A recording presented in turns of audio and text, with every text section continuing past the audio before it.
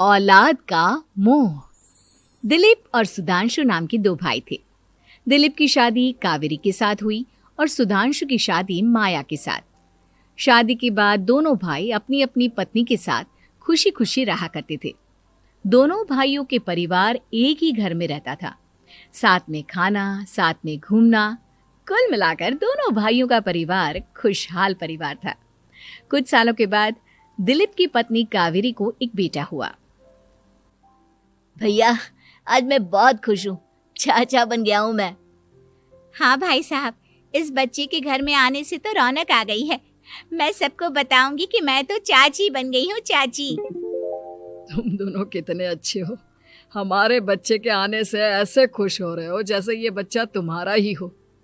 बस भैया, अब आपका बेटा इस दुनिया में आ गया ना, हम भी कोशिश करेंगे कि हमारा भी बच्चा जल्दी से इस दुनिया में आ जाए। और फिर आपका और हमारा बच्चा दोनों मिलकर दिन भर घर के आंगन में खेला करेंगे। कितना मजा आएगा ना। सच कहती हूँ माया, मैं भी उसी दिन का इंतजार कर रही हूँ जब तुम्हारी भी गोद भर जाएगी और मेरे बेटे को एक छोटा भाई या बहन मिल जाएगी। 1 साल बीत जाता है। दिलीप और कावेरी का बेटा अब 1 साल का हो चुका था, लेकिन सुधांशु और माया की कोई औलाद नहीं होती। माया, लगता है कि हमारी जिंदगी में बच्चे का सुख ही नहीं है। ऐसा क्यों कहते हैं? दिलीप भाई साहब का बेटा भी तो हमारा ही बेटा है ना। तुम्हारी बात बिल्कुल ठीक है माया, लेकिन फिर भी हमारा खुद का एक बच्चा होता तो कितना अच्छा होता। हाँ, कावेरी भाभी भी हमेशा कहती हैं उन्हें अपने बेटे के लिए एक छोटा भाई या बहन चाहिए। लेकिन देखिए ना, हमारी तो किस्मत ही कितनी खराब है। हमारे तो सारे ट्रीटमेंट भी फेल हो चुके हैं। डॉक्टर ने भी साफ साफ कह दिया है कि तुम कभी माँ नहीं बन सकती। वही तो सुधांशु, बहुत बुरी किस्मत है हमारी। लेकिन माया, हम अपनी किस्मत को इतना क्यों कोस रहे हैं? हम दिलीप भाई साहब के बेटे को अपने बेटे की तरह ही प्यार कर सकते हैं ना। हाँ जी, बिल्कुल सच कहा। मैं भी वैसा कर सकती हूँ। चाची हूँ, उसे छोटी माँ का प्यार नहीं दूंगी क्या? कुछ दिनों के बाद दिलीप का एक दोस्त दिलीप से मिलने के लिए आता है। अरे क्या बात है दिलीप, बधाई हो बधाई। और घर तो काफी बड़ा है तुम्हारा। वैसे तुमने अपने बेटे के बारे में क्या सोचा है? भैया, और क्या सोचेंगे, बस उसे पढ़ा लिखा कर अफसर बनाएंगे, उसकी पढ़ाई पर खर्च करेंगे। अरे भाभी, आपकी तो इतनी सारी प्रॉपर्टी है, आपको किस बात की चिंता? ले देकर एक बेटा ही तो है। अरे नहीं दोस्त, तुम गलत समझ रहे हो। इस घर में मैं और मेरा छोटा भाई दोनों रहते हैं। इस घर का आधा हिस्सा मेरे छोटे भाई का है। अच्छा, कितने बच्चे हैं तुम्हारे छोटे भाई के? भैया, उनके साथ ना कुछ प्रॉब्लम है। मेरी देवरानी कभी माँ नहीं बन सकती। अरे फिर किस बात की चिंता?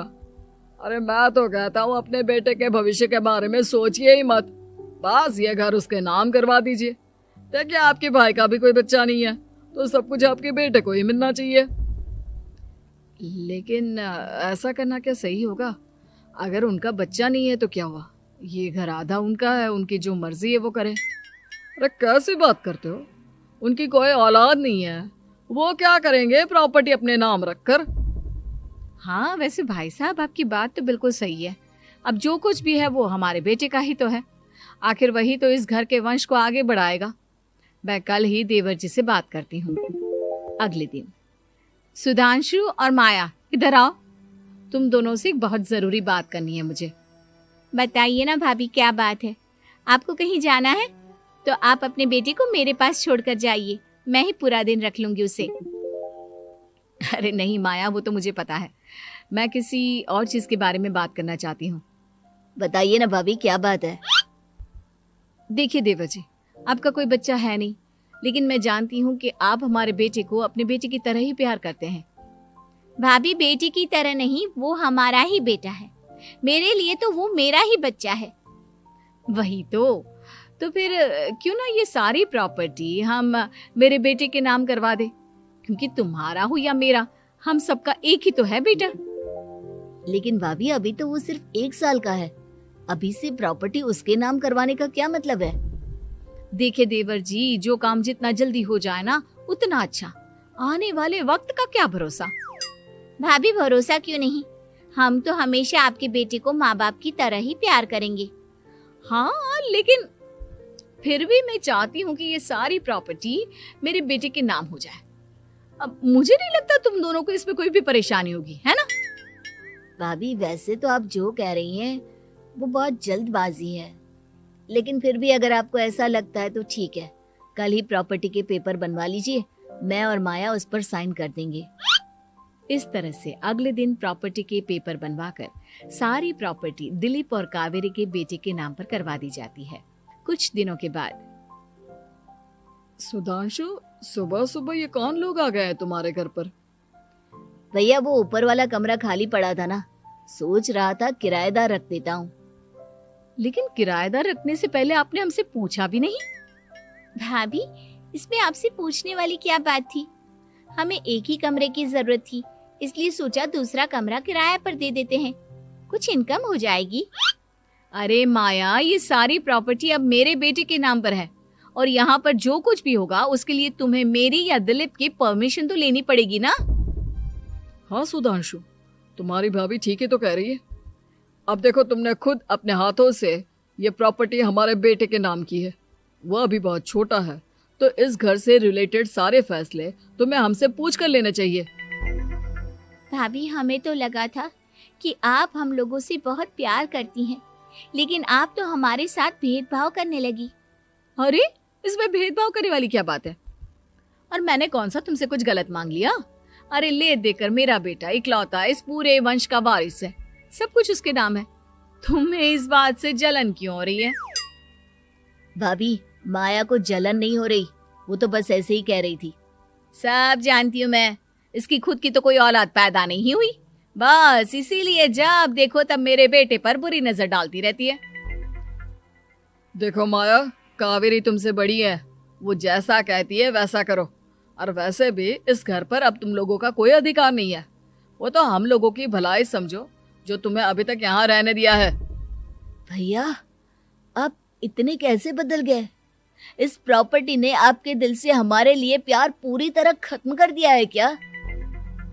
इसी तरह वक्त बीतता जाता है और देखते देखते दिलीप और कावेरी का बेटा प्रणव 25 साल का हो जाता है और उसकी नौकरी लग जाती है। पापा आज मेरा अपॉइंटमेंट लेटर आ गया है, मैंने सिंगापुर में जॉब ज्वाइन कर ली है। लेकिन प्रणव, विदेश में नौकरी करने जाने से पहले तुम्हें कम से कम अपने मम्मी पापा से एक बार पूछना चाहिए था ना। इसमें पूछने वाली क्या बात है माँ, मैं सिंगापुर जाकर जॉब करना चाहता हूँ तो करना चाहता हूँ। देखो प्रणव, हमने तुम्हारे लिए इतनी सारी प्रॉपर्टी यहाँ पर रखी हुई है, उन सब का क्या होगा? यहाँ रहो, बिजनेस करो।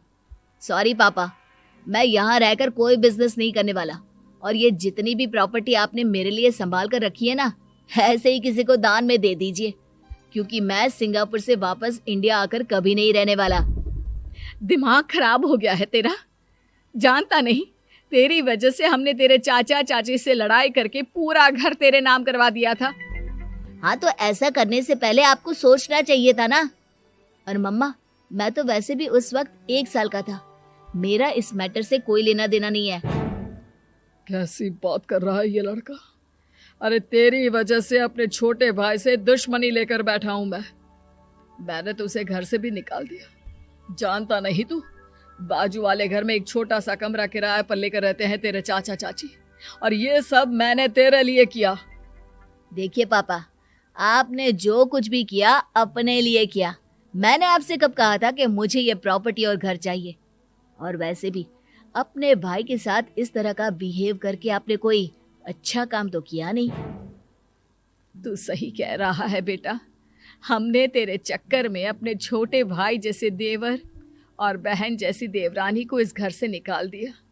बहुत बड़ी गलती हो गई मुझसे। ठीक है मॉम, तो अब आप अपनी गलती सुधारो, लेकिन मुझे तो फॉरेन जाना है, मैं वहीं जाऊंगा। अब आगे क्या करना है ये आपका डिसीजन है। और प्रणव सिंगापुर जॉब करने के लिए चला जाता है। कुछ दिनों के बाद जब दिलीप और कावेरी को अपनी गलती का एहसास होता है तो वो सुधांशु के घर पहुंचती है। सुधांशु, माया, हमें माफ कर दो, हमसे बहुत बड़ी गलती हो गई। क्या हुआ भाभी? आज इतने सालों के बाद अब हम गरीब लोगों के घर क्या करने आई हैं? भाभी, हमने तो खुशी खुशी अपने भतीजे को सब कुछ दे दिया, अब हमारे पास कुछ भी नहीं बचा है। भाई मुझसे बहुत बड़ी गलती हो गई, जो तेरे जैसे भाई को मैंने प्रॉपर्टी के चक्कर में घर से निकाला, और जिसके लिए मैंने ये सब कुछ किया वो खुद ही विदेश चला गया। भैया भाभी, जिस बेटे के लिए आपने हम लोगों को इतनी तकलीफ दी, आपस के प्यार को बिगाड़ा, जब वही आपसे दूर चला गया तो आपको इस बात का एहसास हुआ। लेकिन माफ कीजिए, अब हम आपके साथ रहने के लिए उस घर में नहीं आ सकते। नहीं नहीं माया, ऐसा मत कहो, मुझसे बहुत बड़ी गलती हो गई, प्लीज वापस चलो, मैं वो घर फिर से तुम्हारे नाम कर देती हूँ। भाभी, मैं उस घर का क्या करूंगी? किसके लिए? मेरा कोई बच्चा नहीं, मैं तो बस जिंदगी भर आप लोगों के साथ प्यार से रहना चाहती थी, प्रणव को अपने बेटे की तरह प्यार करना चाहती थी, लेकिन आपने मुझसे वो अधिकार छीन लिया। भाभी और भैया, एक सवाल पूछना चाहता हूँ आप लोगों से। जो बच्चा कुछ ही दिन पहले दुनिया में आया हो, जिस बच्चे के भविष्य का आपको पता ही ना हो, उसके लिए अपने पुराने रिश्तों को तोड़ देना, अपने सगे रिश्तेदारों से दुश्मनी मोल लेना, उनके साथ झगड़ा करना, उनकी बेइज्जती करना, क्या ये सही है? कम से कम हमें सही वक्त का इंतजार तो करना चाहिए ना। सिर्फ प्रॉपर्टी के लिए अपने सगे भाई को घर से निकाल दिया, वो भी अपने 1 साल के बेटे के लिए। क्या ये वाकई में सही था? जवाब दीजिए मेरी बात का।